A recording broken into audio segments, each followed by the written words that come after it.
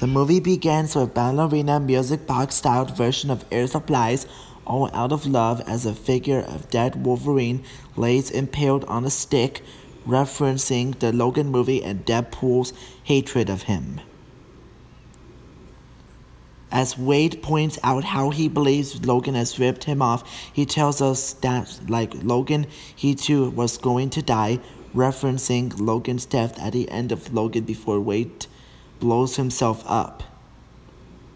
During the intro opening credits, the title sequences are a shout out to the stylish and classic James Bond movie intros. The mid-credits are just as insane as the first movie, including directed by one of the guys who killed the dog in John Wick, in reference to David Leitch, who directed and produced John Wick. Leitch was a stunt double for Brad Pitt, who was another Easter egg found in Deadpool 2. Also in the opening credits is the sexy water splash scene from Flashdance, but instead of water, pool is splashed with bullets. Funny stuff. In the beginning, when Wade and Vanessa are supposed to be celebrating their anniversary by watching porn on TV, we find them instead watching Yentl with Barbra Streisand singing Papa Can You Hear Me, which Wade later points out the music was stolen by Frozen for Do You Want to Build a Snowman? By the way, Streisand is Josh Brolin's stepmother. Coincidence? When Wade wakes up in Xavier's mansion, he is seen wearing a t-shirt that says Olivia and Meredith, together forever. Olivia and Meredith are the names of Taylor Swift's famous cats. After Wade makes a joke about the studio not getting any big-name X-Men, we get a quick glimpse of them hanging out in the X-Mansion. There's a few nods to Professor X, including a mention of Patrick Stewart, including riding and spinning around in Charles Xavier's X wheelchair, and wearing Professor X cerebral headgear, pretending to have the ability to say what others are about to say. Deadpool jokes about Batman more than once, like when Cable asks who he is. Poole responds, I'm Batman, in Michael Keaton's raspy voice, and later delivers a Martha Byrne from Batman vs. Superman: Dawn of Justice.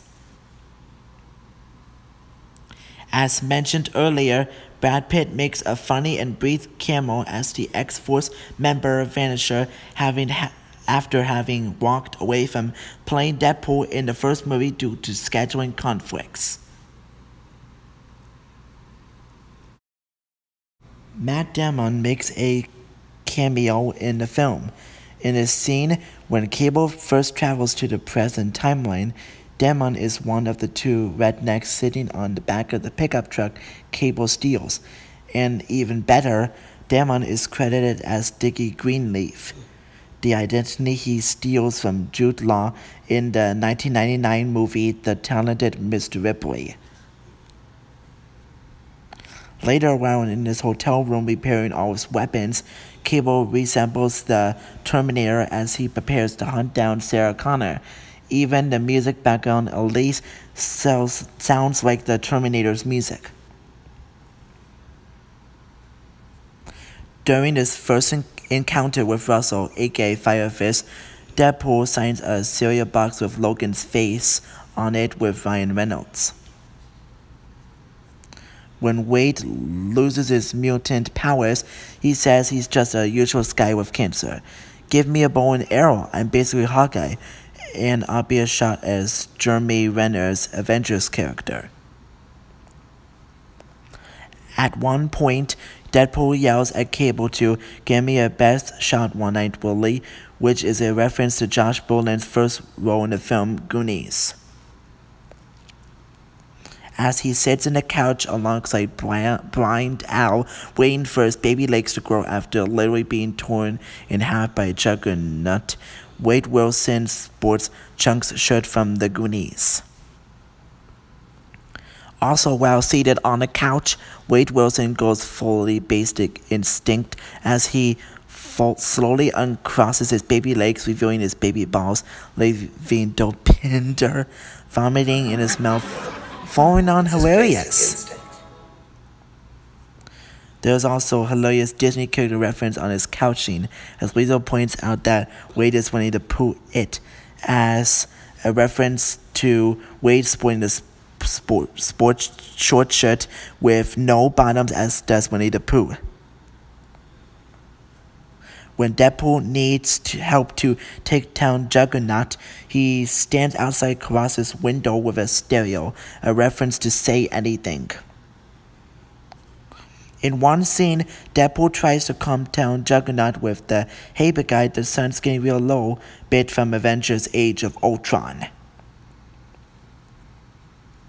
Deadpool tells Cable to zip it, Thanos, because Josh Brolin plays both characters.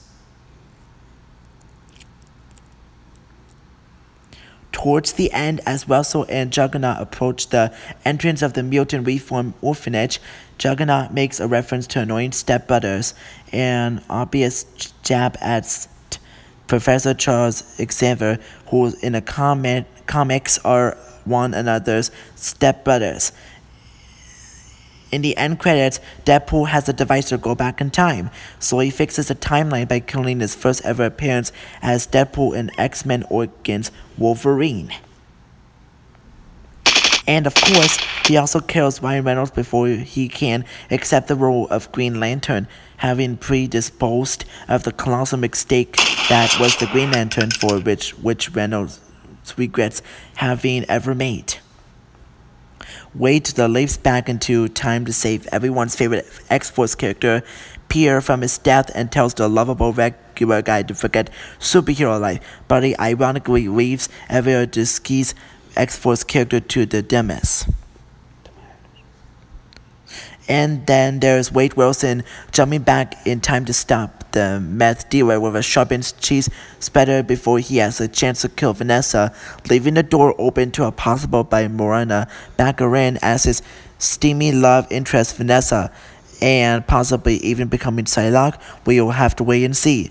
Be sure to check out my upload on the deaths of every X-Force member in Deadpool 2, which includes my end credits and my spoiler review. Well, thank you so much for watching, everybody. Please give me a thumbs up if you guys liked the video, and please subscribe for more fun videos and more movie reviews. Thanks for watching. See you guys next time. Goodbye.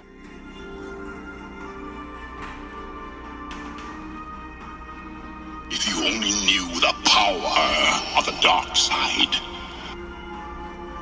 Don't be afraid. It is your destiny. Remember me. You are commanded by the God of Thunder.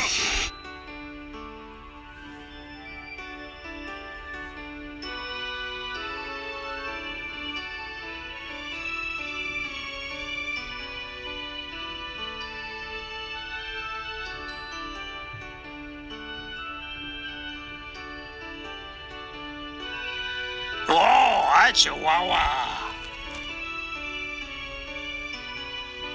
Dance fight! Hello? Bottom.